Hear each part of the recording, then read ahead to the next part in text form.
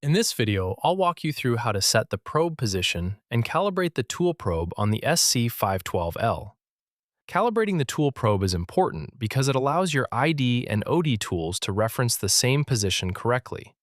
If the probe is not calibrated during setup, after replacing probe components, or after a crash into the probe, you may start to see differences in your tool measurements.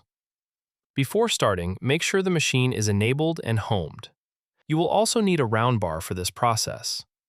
We recommend using a half-inch ground bar since it gives you a reliable and consistent reference for calibration. For the first part of the calibration, we will place that bar into an ID tool holder. One important thing to keep in mind is that ID tool holders are not indicated in from the factory. That means your ID holder may not be perfectly straight. Because of that, you should indicate the ID tool holder before calibrating the probe. With a half-inch bar inserted into the ID tool holder, we can move over to the software. Go to the Tool Offsets tab. Since the bar is installed in Pocket 3, we need to switch to Tool 3. To do that, press Tool 3 on screen. The machine will now move to that tool position. Next, lower the probe arm. Now we can jog Tool 3, which is a half-inch bar, down near the bottom side of the probe. Leave a gap of about a 1/4 inch or less between the bar and the probe. On the Tool Offsets page, find the section used for probing. Now click the Probe Calibration button. You will see the directional arrows turn red. Since we want the bar to move upward into the probe, press the up arrow. A dialog box will appear asking for the diameter of the calibration bar. If you are using the metric profile, enter 12.7 millimeters. If you are using the inch profile, enter 0.5 inches. Then click OK.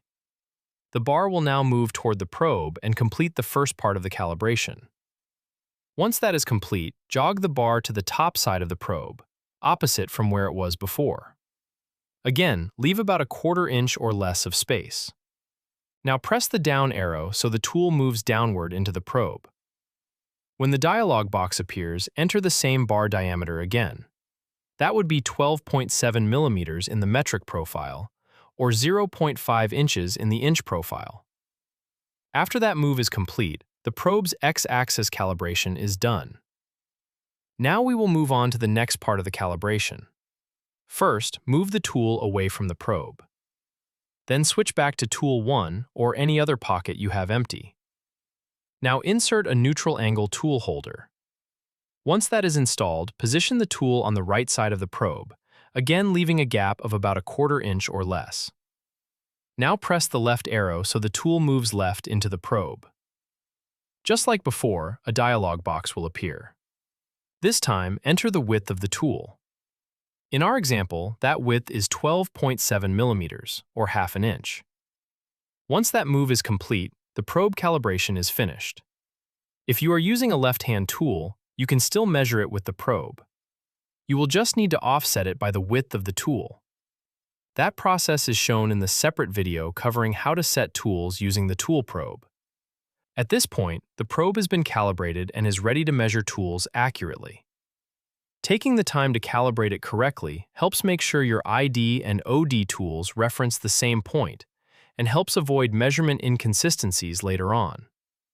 If the probe is ever replaced, adjusted, or crashed into, repeat this calibration process before going back to normal use. If you found this video helpful, consider subscribing for more setup guides, machining tips, and tutorials. If you have any questions or run into anything unexpected, send us an email at support@signcorecnc.com and we'll be happy to help. You can also check the description for helpful links, related videos, and additional setup resources. Thanks for watching, and we'll see you in the next one.